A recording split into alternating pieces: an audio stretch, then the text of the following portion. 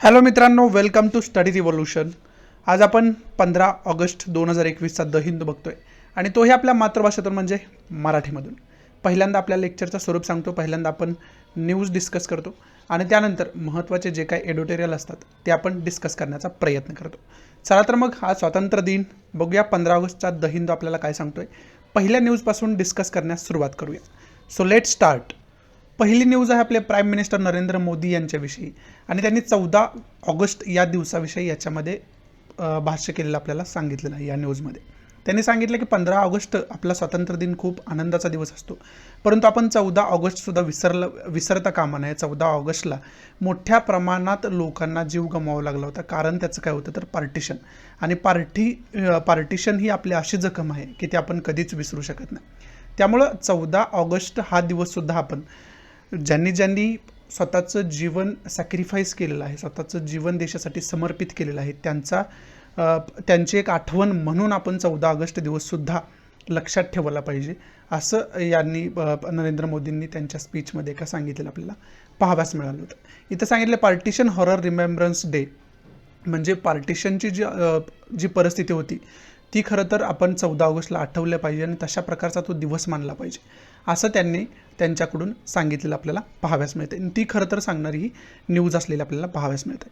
आणि विशेष करून याच्यामधून की पॉईंट घ्यायचा झाला तर 15 ऑगस्ट हा आपला स्वातंत्र्य दिन आजचा एक प्रत्येक भारतीय नागरिकासाठी एक आनंदाचा दिन मानला जातोय ना. मग त्या 15 ऑगस्टचं काय महत्त्व आहे आणि विशेष म्हणजे काय आहे तर 15 ऑगस्ट आणि प्रजासत्ताक दिन हे प्रजासत्ताक जो 26 जानेवारीला आपण साजरा करतो ना, त्याचं काय महत्त्व आहे, 15 ऑगस्टचं काय महत्त्व आहे, हे आपल्याला कधी समजू शकतं ज्यावेळेस आपण हिस्ट्री हप्ते बघतो. विशेष करून मॉडर्न हिस्ट्री 1947पर्यंतचा पिरियड तो खरं तर आपल्याला माहिती पाहिजे. आणि त्याच्यासाठीच आपल्याला कंपल्सरी आहे की हिस्ट्री आपल्याला माहिती असणं सर्व्हिसमध्ये. त्यामुळं खरं तर हिस्ट्रीचा अभ्यास करण्यासाठी ही एक प्रेरणादायी गोष्ट आहे. प्रत्येक भारतीय नागरिकाला त्याचं महत्त्व कळण्यासाठी आपल्याला खरं तर हिस्ट्रीचा अभ्यास करणं गरजेचं असतं. त्यामुळं तो एक पिरियड आपण बघून ठेवणं गरजेचं होऊन बसतं. आणि 26 जानेवारीचा जर विचार आपण केला तर प्रजासत्ताकाची आपल्या कशाप्रकारे स्थापना झाली, पहिल्यांदा कुठं घोषणा झाली होती, ते अधिवेशन कोणतं होतं, याची डिटेल इन्फॉर्मेशन आपल्याला या न्यूजच्या अंतर्गत काढून ठेवणं गरजेचं होऊन बसतं. पुढची न्यूज बघूयात. पुढची न्यूज आहे ती सिक्कीमशी रिलेटेड खरं तर न्यूज आहे. आणि सिक्कीमचे CM जे आहेत त्यांनी हे सांगितले की 70th करमाप्पा जे आहेत, म्हणजे 17वे, ही विशेष करून बुद्धिस्ट शी रिलेटेड न्यूज आहे. आणि 17वे करमाप्पा म्हणजे तीर्थंकर वगैरे बुद्धिस्टमध्ये असतात, त्यांची एक पोस्ट आहे करमाप्पा.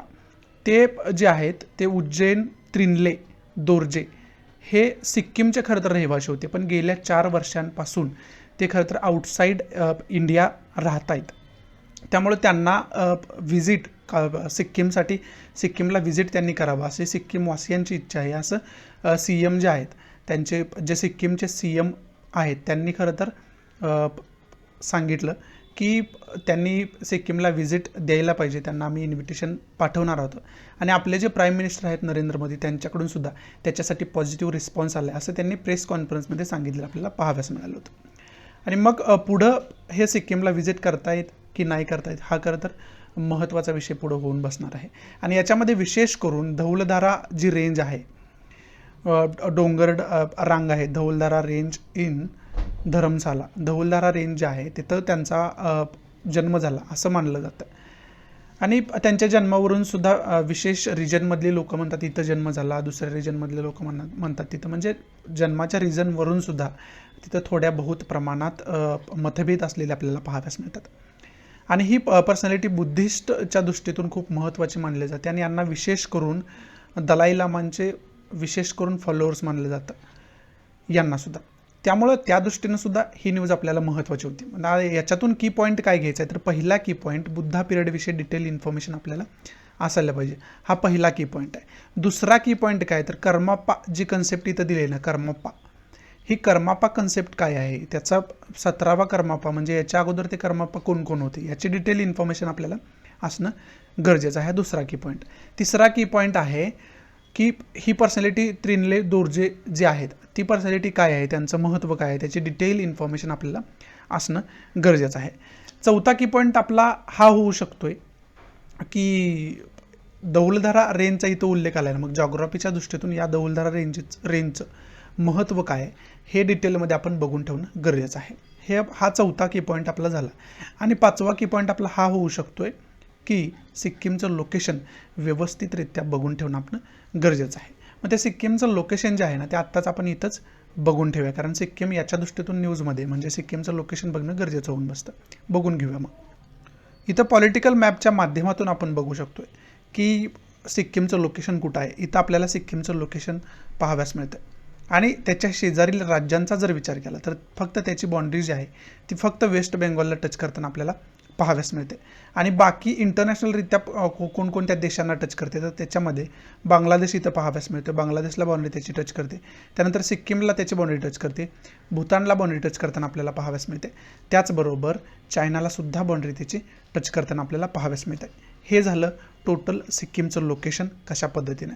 आणि विशेष करून जर फिजिकल जॉग्राफीचा विचार केला तर तिस्ता रिव्हर जी आहे ना ती तिस्ता रिव्हर सिक्कीममधून येताना आपल्याला पाहाव्यास मिळते. आणि विशेष करून ती येऊन ब्रह्मपुत्रा रिव्हरला मिळते. हे सुद्धा आपण फिजिकल जॉग्राफीच्या माध्यमातून बघून ठेवणं गरजेचं आहे. एवढं गरजेचं होतं आपल्याला सिक्कीम न्यूज आहे म्हणून त्याच्या मॅपमधून बघणं.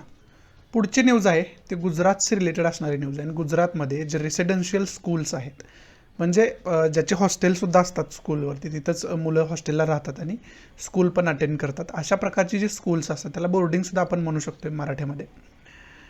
अशा प्रकारची जी स्कूल्स असतात ना त्याच्यामध्ये गुजरात गव्हर्नमेंटनं नवीन मॉडेल आणले आणि त्याच्यामध्ये public private partnership model follow केले जाणार नाही असं त्यांच्याकडून गुजरात सरकारकडून जाहीर करण्यात आलेलं आपल्याला पाहाव्यास मिळते. आणि ते खरं तर सांगणारी ही न्यूज असलेली पाहाव्यास मिळते. मग याच्यामधून की पॉईंट आपण काय बघू शकतो, ऑब्व्हियस आहे गुजरातचं लोकेशन कशा पद्धतीचं आहे हे आपल्याला बघून ठेवणं गरजेचं होऊन बसतं. मग ते गुजरातचं लोकेशन कशा पद्धतीचं आहे ते आपण बघून ठेवूयात.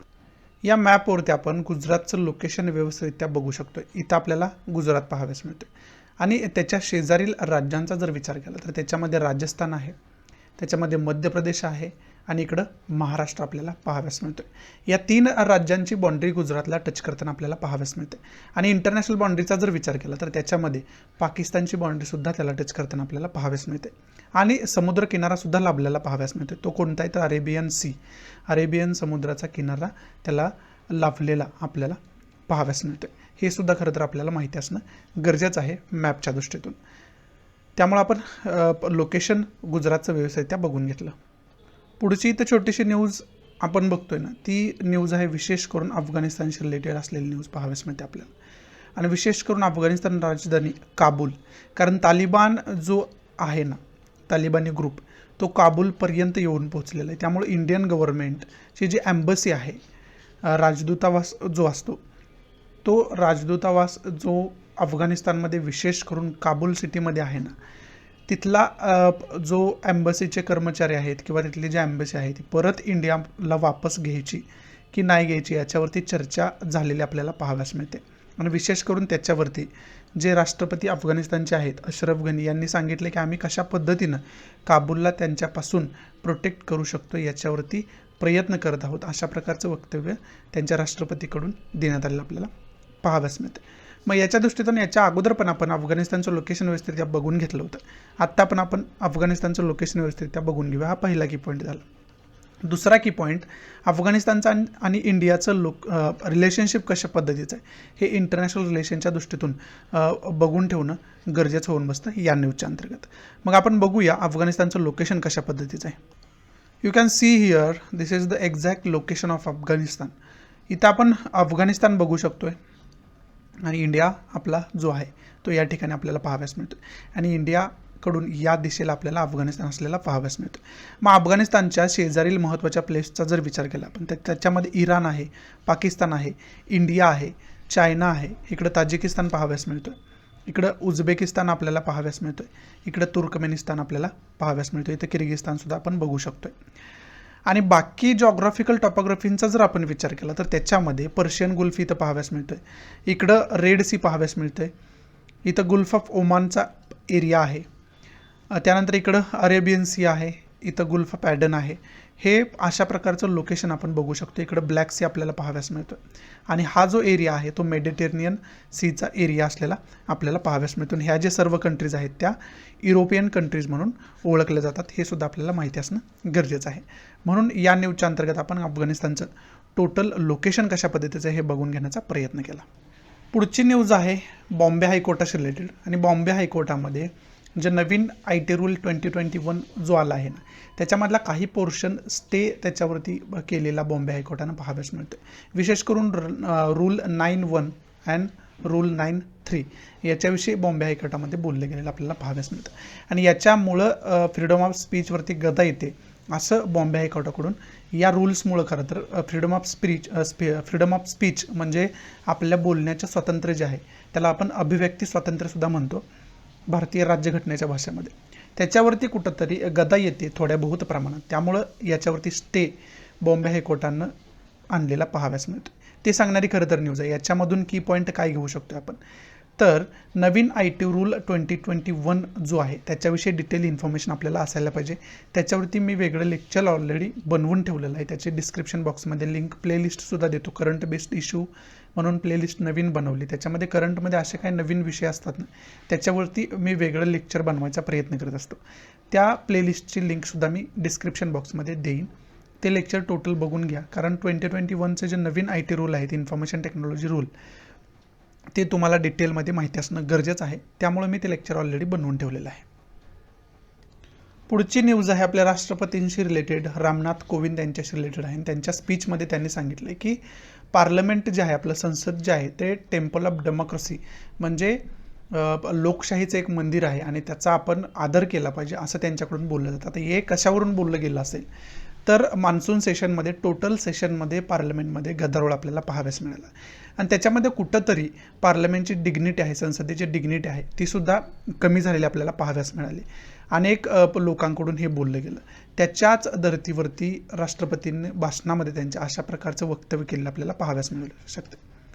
मग याच्यामध्ये विशेष करून डेमोक्रेसीचा उल्लेख केला. मग डेमोक्रेसीविषयी डिटेल इन्फॉर्मेशन आपल्याला असायला पाहिजे. डेमोक्रेसीची कन्सेप्ट काय, आपल्या घटनेमध्ये डेमोक्रेसीची काय डेफिनेशन दिली आहे का, त्याच्याविषयी काय इन्फॉर्मेशन दिली, याचे डिटेल इन्फॉर्मेशन आपण काढून ठेवणं गरजेचं होऊन बसतं या न्यूजच्या अंतर्गत.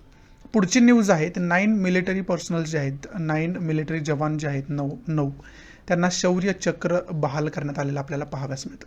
मग याच्यामधून की पॉईंट आपण एकच घेऊ शकतो की शौर्य चक्राविषयी डिटेल इन्फॉर्मेशन माहिती पाहिजे. ते कधी दिलं जातं, त्याचं स्वरूप कशा पद्धतीचं आहे, त्या अवॉर्डचं, याचे डिटेल इन्फॉर्मेशन आपल्याला या न्यूजच्या अंतर्गत असणं गरजेचं होऊन बसतं.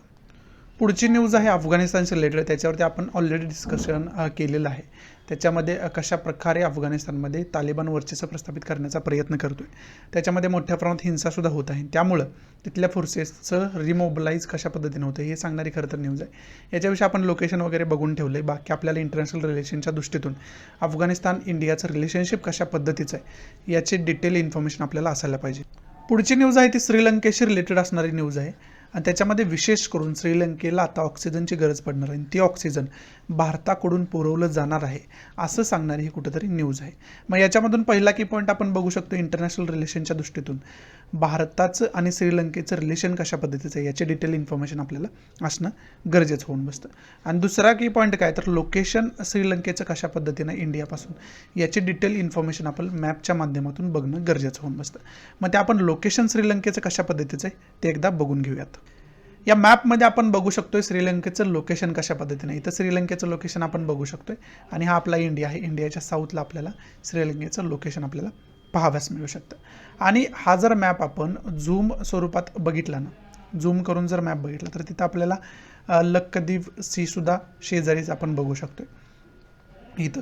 आणि बाकी टॉपोग्राफी जर आपल्याला बघायची झाली तर समुद्र कोणता आहे मध्ये, मालाक्का स्टेट कुठं आहे, याची डिटेल इन्फॉर्मेशनसुद्धा आपण या दृष्टीतून बघून ठेवणं गरजेचं होऊन बसतं. इथं मधली काही लोकेशन्स जी आहेत तीसुद्धा आपण व्यवस्थितरित्या बघून ठेवू शकतो. इथं धनुषकोडी आहे, इथं पुढं आहे रामेश्वरम. हे रामेश्वरम खूप महत्त्वाचं आहे. रामेश्वरम जे आहे ना, जे आपले फॉर्मर प्रेसिडेंट होते APJ अब्दुल कलाम, त्यांच्याशी रिलेटेड हे रामेश्वरम आहे. त्यामुळे याचीसुद्धा डिटेल इन्फॉर्मेशन आपल्याला असणं गरजेचं होऊन बसतं. हे श्रीलंका आणि इंडियाच्या मध्ये जो समुद्राचा पार्ट आहे ना, त्याच्यामधले काही महत्त्वाचे ठिकाणं आहेत. इथं पाल्क स्ट्रीट आपण बघू शकता. तर याच स्ट्रीटविषयी मी तुम्हाला आता बोलत होतो. इथं पाल्क स्ट्रीट आहे. इथं पाल्क बे आहे. इथं आपल्याला पाहाव्यास मिळतं गुल्फ ऑफ मन्नार आपल्याला पाहाव्यास मिळतं. आणि त्यानंतर बाकी जर काय लोकेशन बघायची झाली तर इथं आत्ता तर काही दिसत नाही आहे, तर ती सुद्धा आपण व्यवस्थितरित्या बघून ठेवणं गरजेचं होऊन बसतं. इथं आपण हा टोटल एरिया जो आहे तो पार्क स्ट्रीटचाच एरिया असलेला आपल्याला पाहाव्यास मिळतोय. एवढी इन्फॉर्मेशन आपण मॅपच्याद्वारे बघू शकतो. इथं पुढची न्यूज आहे हैतीशी रिलेटेड. हैती हा एक देश आहे, त्याचं लोकेशन आपण बघणारच आहोत आत्ता. तिथं जवळजवळ 7.2 मॅग्निट्यूडचा आपल्याला भूकंप झालेला तिथं पाहाव्यास मिळाला आणि जवळजवळ 29 लोकांचा मृत्यू त्याच्यामध्ये झालेला आपल्याला पाहाव्यास मिळाला. ती सांगणारी खरं तर न्यूज आहे. मग याच्यामधून पहिल्यांदा आपल्याला हैतीचं लोकेशन बघणं गरजेचं आहे. हा पहिला की पॉईंट आपला याच्यातून. दुसरा की पॉईंट काय आहे तर अर्थक्विकविषयी डिटेल इन्फॉर्मेशन आपल्याला असायला पाहिजे. त्याच्याशी रिलेटेड मग सिस्टर स्केल काय आहे, मॅग्निट्यूड काय आहे, याची डिटेल इन्फॉर्मेशन. या ज्या कन्सेप्ट अर्थक्विकशी रिलेटेड आहेत, भूकंपाशी रिलेटेड आहेत ना, भूकंप मोजण्याच्या ज्या पद्धती आहेत त्याची डिटेल इन्फॉर्मेशन आपण या न्यूजच्या माध्यमातून काढून ठेवणं गरजेचं होऊन बसतं. मग आता आपण हैतीचं लोकेशन कशा पद्धतीचं आहे ना, ते हैतीचं लोकेशन व्यवस्थितरित्या बघून ठेवूयात कशा पद्धतीने मॅपच्या आधारे. इथं आपण मॅपवरती हैतीचं लोकेशन बघू शकतो. इथं आपला इंडिया आहे आणि या इंडियापासून या दिशेला जर आपण गेलो ना तर तिथं आपल्याला हैतीचं लोकेशन पाहाव्यास मिळतं. मग या हैतीचं लोकेशन जे आहे ते इकडं नॉर्थ अमेरिका आहे, इकडं साऊथ अमेरिका आहे आणि त्याच्यामध्ये जी काय महत्त्वाची बेटं आहेत ना, बेटावर वसलेल्या ज्या कंट्रीज आहेत, जे देश आहेत ना, त्या देशामध्ये हैती एक देश आहे. आणि इथल्या राष्ट्रपतींची हत्यासुद्धा झाली होती, त्यामुळे सुद्धा हैती जास्त न्यूजमध्ये होता. त्यावेळेस सुद्धा आपण डिटेल लोकेशन त्याचं बघण्याचा प्रयत्न केला होता. आता जर आपण झूम स्वरूपात हा जर मॅप बघायचा प्रयत्न केला तर आपण शेजारील जी काही महत्त्वाची ठिकाणं आहेत ना ती सुद्धा आपण व्यवस्थितरित्या बघू शकतो या मॅपच्या माध्यमातून.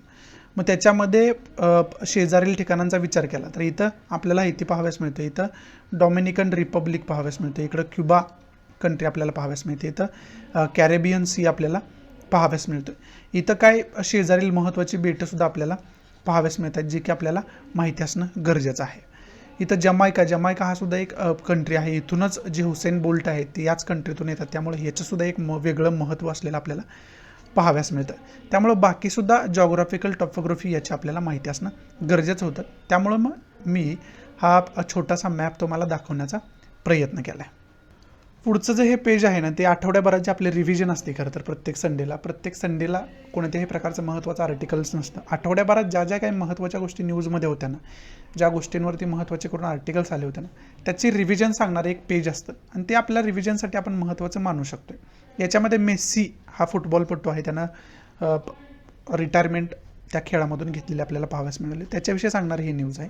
हे काय आपल्यासाठी एवढी इम्पॉर्टंट नाही, परंतु हे जे आर्टिकल इथं दिलं आहे ना, हे आर्टिकल दिले IPCCचा जो रिपोर्ट आला, international panel for climate change, याने जो रिपोर्ट दिला होता त्याच्यामध्ये इंडियाबद्दलसुद्धा बोललं जात होतं की आपण जे क्लायमेट चेंज विषयी प्रिकॉशन्स घ्यायला पाहिजे त्या घेत नाही आहोत, असं या आर्टिकलमधून कुठं तर सांगितलं गेलं होतं. मग याच्यावरती international panel for climate change आहे ना, याच्या रिपोर्टविषयीसुद्धा मी एक वेगळं लेक्चर ऑलरेडी बनवून ठेवलेलं आहे. त्याची डिस्क्रिप्शन बॉक्समध्ये लिंक पण दिली आहे मी. करंट बेस्ड इश्यूमध्ये जी प्लेलिस्ट आहे आपली करंट बेस्ड इश्यू म्हणून, त्याच्यामध्ये हे सुद्धा व्हिडिओ तुम्हाला सापडेल, ते सुद्धा तुम्ही व्यवस्थितरित्या बघून घ्या. म्हणजे याच्याविषयी डिटेल इन्फॉर्मेशन तुम्हाला तिथं एकाच ठिकाणी मिळून जाईल. त्याच्यामध्ये मग पॅरिस ॲग्रीमेंट आला, 1.5 डिग्री सेल्सिअस पर्यंतच तापमान आपल्याला पृथ्वीचं मेंटेन करायचं आहे. त्याच्यासाठी आपण ज्या प्रिकॉशन्स घ्यायला पाहिजे त्या आपण घेत नाही आहोत आता. त्यामुळं पुढं भविष्यात आपल्याला खूप काही परिणाम भोगावे लागतील हे त्या रिपोर्टमध्ये सांगितलं होतं. आणि विशेष करून साऊथ आशियन कंट्रीज ज्या आहेत ना, त्या कंट्रींना जास्त याचे परिणाम भोगावे लागतील असं त्या आर्टिकलमध्ये सांगितलं आपल्याला, त्या IPCCच्या रिपोर्टमध्ये सांगितलेलं आपल्याला पाहाव्यास मिळालं होतं. आणि विशेष करून साऊथ इंडियालासुद्धा त्याचा खूप धोका निर्माण होऊ शकतो अशा प्रकारच्या क्लायमेट चेंजचा. त्यामुळं आपण प्रिकॉशन्स घ्यायला पाहिजे असं सुद्धा त्या आर्टिकलमध्ये सांगितलं होतं. आणि विशेष करून आर्टिकलमध्ये नाही, रिपोर्टमध्ये, वारंवार आर्टिकलमध्ये म्हणतोय मी, त्या रिपोर्टमध्ये सांगितलं होतं. आणि विशेष करून पहिल्यांदा, ही खरं तर 6वा रिपोर्ट आहे, 6th रिपोर्ट आहे IPCCचा. आणि या पहिल्या 5 रिपोर्टपेक्षा या रिपोर्टमध्ये कारण काय सांगितलं आहे की ह्युमन ॲक्टिव्हिटीजमुळं आपण वातावरण बदलाला आमंत्रण देत आहोत. म्हणजे वातावरण बदलचं होत आहे, ग्लोबल वॉर्मिंग जे वाढत आहे, जागतिक तापमान वाढत आहे, त्याला कारण ह्युमन ॲक्टिव्हिटी हे या रिपोर्टमध्ये सांगितलेला हा महत्त्वाचा घटक आहे या रिपोर्टचा. आत्तापर्यंतच्या रिपोर्टमध्ये असं कारण दिलं गेलं नव्हतं की ह्युमन ॲक्टिव्हिटी जबाबदार आहे डायरेक्ट म्हणून, परंतु या 6व्या रिपोर्टमध्ये याला कारणीभूत मानवी कारवाई आहेत असं डिटेलमध्ये सांगितलेलं आहे, स्पष्टरित्या सांगितलेलं आपल्याला पाहाव्यास मिळते. त्याच्यामुळे सुद्धा हा रिपोर्ट जास्त न्यूजमध्ये असलेला पाहाव्यास मिळाला, जास्त कॉन्ट्रोवर्सी निर्माण करणारा पाहाव्यास मिळाला. त्यामुळं आपल्याला IPCCचा रिपोर्ट टोटल माहिती पाहिजे, ही पहिला की पॉईंट आपला. त्याचबरोबर 6th रिपोर्टमध्ये काय काय सांगितलं आहे त्याची डिटेल इन्फॉर्मेशन असायला पाहिजे, आणि पहिले 5 रिपोर्ट्स जे आहेत त्याच्याविषयी सुद्धा थोडीफार इन्फॉर्मेशन आपल्याला असणं गरजेचं आहे. आणि विशेष करून त्यामध्ये आपण मग काय बघितलं होतं तर climate change related, global warming जे आहे ना त्याच्याशी रिलेटेड कोणकोणते, आता त्याच्यामध्ये कार्बन एमिशन्सविषयी बोललं गेलं होतं. CO2 जो CO2 आहे त्याच्या इमिशन्सही बोललं गेलं होतं. मग कार्बन डायऑक्साईडचं एमिशन्स काय आहे, मग तो ग्रीन हाऊस गॅस कशा पद्धतीनं आहे, मग आणखी ग्रीन हाऊस गॅस कोणकोणते आहेत त्याचीसुद्धा लिस्ट मी सांगण्याचा प्रयत्न केला होता. त्याच्यासाठी मग तुम्ही ते नवीन लेक्चर जे मी ऑलरेडी बनवून ठेवलेलं आहे IPCCवरती, ते लेक्चर बघणं गरजेचं आहे. त्याच्यामध्ये मी डिटेल इन्फॉर्मेशन खूप थोड्या वेळामध्ये तुम्हाला देण्याचा प्रयत्न केला आहे, जेणेकरून तुम्हाला वारंवार रिव्हिजन टाकता यावी, एक नोट्स तुम्हाला वेगळी बनवून ठेवता यावी. त्याच्यासाठी तुम्ही ते वेगळं जे लेक्चर आहे ते बघून घेणं गरजेचं होऊन बसतं. आणि हे पुढचं जे आहे ते इंडिपेंडन्सच्या दृष्टीतून खूप महत्त्वाचं पेज आहे असं आपण म्हणू शकतो. आणि याच्यामध्ये आपले जे व्हाईस प्रेसिडेंट आहेत व्यंकय्या नायडू यांनी सुद्धा इंडिपेंडन्सवरती खरं तर आपल्याला आर्टिकल्स लिहिलेलं पाहाव्यास मिळते. विशेष करून 14 ऑगस्टचं महत्त्व त्याच्यामध्ये सांगितले. त्यानंतर शशी थरूर आहेत, हे हिस्टॉरियनसुद्धा आहेत, खूप महत्त्वाचे बुकसुद्धा यांचे आहेत, खूप नॉलेजेबल पर्सनॅलिटी आहे. त्यांनीसुद्धा struggle between 2 ideas of India, 2 ideology याच्यामध्ये सांगितलेल्या आहेत. विशेष करून कशावरती, दोन्ही आर्टिकल कशावरती बोलत आहेत, दोन्ही आर्टिकल जे आहेत ना ते दोन्ही आर्टिकल आपल्या इंडिपेंडन्सवरती बोलत आहेत. म्हणजे आपल्याला की पॉईंट या आर्टिकलमधून काय घेऊ शकतो आपण दोन्ही आर्टिकलमधून, तर 1947चा जो स्वातंत्र्य कायदा होता ना, इंडिपेंडन्स ॲक्ट होता 1947चा, त्याच्याविषयी डिटेल इन्फॉर्मेशन असायला पाहिजे. त्याचबरोबर मग स्वातंत्र्याशी रिलेटेड माउंट बॅटन प्लॅन येतो, मग तो माउंट बॅटन प्लॅन काय आहे त्याची डिटेल इन्फॉर्मेशन आपल्याला असायला पाहिजे. त्याच्याशी रिलेटेड मग ऑगस्ट ऑफर येते, मग ते ऑगस्ट ऑफर माहिती आपल्याला असणं गरजेचं आहे. त्यानंतर घटना समिती येते, देश स्वतंत्र झाल्यानंतर पोस्ट इंडिपेंडन्स कन्सॉलिडेशन जो पार्ट आहे ना आपला सिलेबसमधला, तो तुम्हाला माहिती असणं गरजेचं आहे. त्यानंतर मग घटनेचा उगम कसा झाला, मग त्याच्यामध्ये कॉन्स्टिट्यूशनल जी घटना समिती होती त्याची डिटेल इन्फॉर्मेशन असणं आपल्याला गरजेचं आहे. आणि त्या दृष्टीतून मग महत्त्वाच्या पर्सनॅलिटींचा जर विचार आपण केला तर डॉक्टर बाबासाहेब आंबेडकरांचं त्याच्यामध्ये योगदान काय काय आहे. आणि त्यानंतर मग बाकीच्या ज्या काही पर्सनॅलिटीज आहेत त्यासुद्धा पर्सनॅलिटीज विषयी आपल्याला डिटेल इन्फॉर्मेशन या माध्यमातून असणं गरजेचं आहे. आत्ता जो आपण साजरा करतो आहे स्वातंत्र्य दिवस, तो आपला स्वातंत्र्य वर्ष कितवं आहे आपलं, तर 75वा स्वातंत्र्य दिन आहे. मग याच्याशी रिलेटेडसुद्धा आपल्याला माहिती असणं गरजेचं आहे. 75वा स्वातंत्र्य दिन आपण साजरा करतो आहे. मग याच्यामध्ये इंडिया जो आहे आपला कशा प्रकारे प्रगती करत आलेला आहे आणि कोणते असे क्षेत्र आहेत की त्याच्यामध्ये आणखीसुद्धा आपल्याला प्रगती करणं गरजेचं आहे, किंवा अशी कोणती क्षेत्र आहेत की त्याच्यामध्ये आजपर्यंत जेवढी प्रगती व्हायला पाहिजे तेवढी प्रगती झालेली नाही. आणि मग अशा प्रकारचं उहापोह करणारा एखादा लेख तुम्ही स्वतः लिहू शकताय, त्याचा उहापोह करणारा तुम्ही तुमच्या ग्रुपमध्ये डिस्कशन करू शकताय या इंडिपेंडन्सच्या माध्यमातून. आणि त्याच्यामध्ये मग प्रोडक्टिव्ह डिस्कशनमधून तुमच्या ॲन्सर रायटिंगमध्ये काय तुम्हाला प्रोडक्टिव्ह यूज करता येतं ना, ते प्रोडक्टिव्ह तुम्ही डिस्कशनच्याद्वारे किंवा लिखाणाच्याद्वारे काढू शकताय. अशा प्रकारचं की पॉईंट आपण या इंडिपेंडन्सच्या माध्यमातून, इंडिपेंडन्स डेच्या माध्यमातून घेऊ शकतोय. पुढचं जे आर्टिकल आहे पुन्हा तेच आपल्याला इंडिपेंडन्सविषयी सांगणारं आर्टिकल आहे. म्हणजे आज इंडिपेंडन्स डे आहे ना, त्याच्यामुळे इंडिपेंडन्सविषयीच त्याच्याशी रिलेटेड मग आपण 74 वर्ष झाले आता आपल्याला. मग 74 वर्षामध्ये आपण कोणकोणत्या क्षेत्रामध्ये आजपर्यंत खूप प्रगती केली आहे आणि खूप प्रगती करणं गरजेचं आहे. मग याच्यामध्ये पहिल्या आर्टिकलमध्ये एंटरप्रिनरशिप विषयी सांगितले, म्हणजे लघु उद्योग जो इंडियाचे आहेत, इंडियाचे मध्यम उद्योग जे आहेत आणि लार्ज स्केलला जे केले जाणारे उद्योग आहेत इंडिया बेस्ड, त्याच्यामध्ये अजून प्रगती आपण किती केली आहे, किती करणं गरजेचं आहे, हे अशा प्रकारचा उहापोह याच्यामध्ये केला आहे. आणि त्याचबरोबर हँडलूमशी रिलेटेडसुद्धा आपल्याला माहिती असणं गरजेचं आहे. हँडलूम म्हणजे हस्तकला उद्योग जे आहेत आपले, ते सुद्धा इंग्रजांनी जोपर्यंत राज्य केलं तोपर्यंत सुद्धा ते मागं पडले होते आणि तेव्हापासून आत्तापर्यंत त्याच्यामध्ये अशी काही विशेष प्रगती झालेली नाही असं आपल्याला पाहाव्यास मिळते. त्याच्यामध्ये आपण कशा प्रकारे मग प्रगती करू शकतो आणि करायला पाहिजे हे या आर्टिकलमध्ये सांगण्याचा प्रयत्न केला. आणि या आर्टिकलमध्ये काय सांगितलं की 74 वर्ष झाली परंतु काही ठिकाणी अजूनसुद्धा आपण शिक्षण व्यवस्था डेव्हलप करू शकलो नाही, शिक्षण काही भागामध्ये अजूनपर्यंत आपण तशा प्रकारे पोहोचवू शकलो नाही, याचा उहापोह करणारं हे आर्टिकल असलेलं आपल्याला पाहाव्यास मिळते. त्याच्यासाठीच मी पहिल्यांदा तुम्हाला काय सांगितलं की आपण 75 वर्ष स्वातंत्र्याची पूर्ण करतोय, मग त्या 75व्या वर्षापर्यंत आपण येईपर्यंत कोणकोणत्या क्षेत्रामध्ये प्रगती केली आणि कोणकोणत्या क्षेत्रामध्ये अजून प्रगती खूप करणं गरजेचं आहे किंवा काहीच प्रगती झाली नाही, अशा प्रकारचं तुम्ही तुमच्या ग्रुपमध्ये डिस्कशन ठेवा किंवा तुम्ही तुमच्या पद्धतीने तशा प्रकारची माहिती काढा, डिबेट्स तशा प्रकारचे बघा, त्याचा ॲनालिसिस करा आणि एक भारतीय सुजाण नागरिक आणि एक भावी सिव्हिल सर्वंट म्हणून त्याचा अभ्यास करणं तुम्ही गरजेचं होऊन बसतं. त्याचे एक नोट्स बनवून ठेवणं गरजेचं होऊन बसतं आणि त्याचं एक तुम्हाला बहाणा असणं गरजेचं आहे. त्यामुळे त्याचा एक उहापोह तुमच्या पद्धतीनं तुम्ही करणं कुठंतरी गरजेचं होऊन बसतं. आणि तेच आपल्याला हे जे नवीन आजचे आर्टिकल्स आलेले आहेत ना ते आपल्याला तशा प्रकारची दृष्टी जी आहे ती डेव्हलप करण्याची आपल्याला एक संधी निर्माण करतात. त्यामुळं तशा प्रकारचं डिस्कशन तुमच्यात होणं गरजेचं आहे, तशा प्रकारचं नॉलेज तुम्ही घेणं गरजेचं आहे आणि ते प्रोडक्टिव्हिटी जी आहे त्याच्यातून जे प्रोडक्टिव्ह काय आलं आहे त्याचं तुमच्या आन्सर रायटिंगमध्ये तुमच्या एसे रायटिंगमध्ये तुम्ही यूज करणं गरजेचं होऊन बसतं.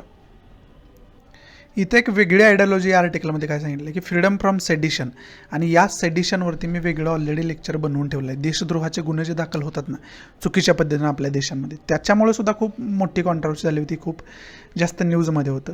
आय थिंक 124 IPCचं कलम आहे ते जास्त न्यूजमध्ये होतं, सेक्शन आहे सॉरी, तो सेक्शनसुद्धा जास्त न्यूजमध्ये होता आणि याच्यावरती मी वेगळं लेक्चर ऑलरेडी बनवून ठेवलेलं आहे. त्याचे डिस्क्रिप्शन बॉक्समध्ये ऑलरेडी लिंक दिली आहे, म्हणजे प्लेलिस्टची लिंक दिली आहे मी, करंट बेस्ड इश्यू म्हणून. त्याच्यामध्ये जाऊन तुम्ही ते लेक्चर ऑलरेडी बघून ठेवू शकताय, म्हणजे टोटली बघून ठेवू शकताय, म्हणजे तुम्हाला सेडिशनची एकंदरीत कन्सेप्ट समजून जाईल, त्याचे रिलेटेड आर्टिकल्स कोणत्याही महत्त्वाचं आणि ते का न्यूजमध्ये होतं हे सुद्धा तुम्हाला समजून जाईल. त्यामुळं तुम्हाला खरं तर ते लेक्चर बघणं गरजेचं होऊन बसतं. या नोटवरती आजचा आपला द हिंदू समाप्त होतोय. आशा आहे की मी तुम्हाला चांगल्या पद्धतीनं आजचा द हिंदू आपल्या मातृभाषेतून म्हणजे मराठीतून समजावून सांगू शकलो असेल. आवडत असेल तर लाईक करा, नसेल तर डिसलाईक करा. डिसलाईक का केलं हे कमेंट बॉक्समध्ये नक्की सांगा, जेणेकरून तुमच्या इन्स्ट्रक्शननुसार त्याच्यामध्ये मी इम्प्रोव्हायझेशन करू शकेन. आणि आज इंडिपेंडन्स डे एन्जॉय खूप करणं गरजेचं आहे, त्याचबरोबर अभ्याससुद्धा करणं गरजेचं आहे. आणि इंडिपेंडन्स डे आहे म्हणजे काय तर नवीन संकल्प घेऊन नवीन काहीतरी करणं आणि अभ्यासाला आपल्या एक नवीन दिशा देणं ते सुद्धा गरजेचं होऊन बसतं. त्या पद्धतीनं सुद्धा तुम्ही कार्य करणं, त्या पद्धतीनं विचार करणं आणि नवीन दिवसाची सुरुवात करणं नव्या पद्धतीनं पुन्हा एकदा जोमानं अभ्यासाला लागणं गरजेचं. या दिवसाचं महत्त्व तशा पद्धतीनं आपण वाढवू शकतो आहे आपल्या जीवनासाठी, करिअरसाठी आणि देशासाठी काहीतरी करण्यासाठी. त्यामुळे सुद्धा आजचा दिवस आपल्यासाठी महत्त्वाचा ठरतो. या नोटवरती मी तुमची रजा घेतो आणि प्लीज जास्तीत जास्त आपल्या मराठी विद्यार्थ्यांनी हे शेअर करा, जेणेकरून सर्व मराठी विद्यार्थ्यांना याचा फायदा होऊ शकेल. भेटूया आपण उद्याच्या द हिंदूच्या लेक्चरमध्ये, पण उद्या कदाचित द हिंदू नसेल, जर असला तर डिस्कशन आपलं येईलच, पण नसला तर डिस्कशन येण्याचा काय प्रश्नच नाही. त्या पेपर नसल्यावर डिस्कशन कसं येणार. त्यामुळं जर न्यूजपेपर उद्या असेल तर डिस्कशन येईल, नसेल तर डिस्कशन येणार नाही. नवीन लेक्चरमध्ये त्यानंतर आपण भेटणारच आहोत. या नोटवरती मी तुमची रजा घेतो. गुड बाय, टेक केअर, जय हिंद.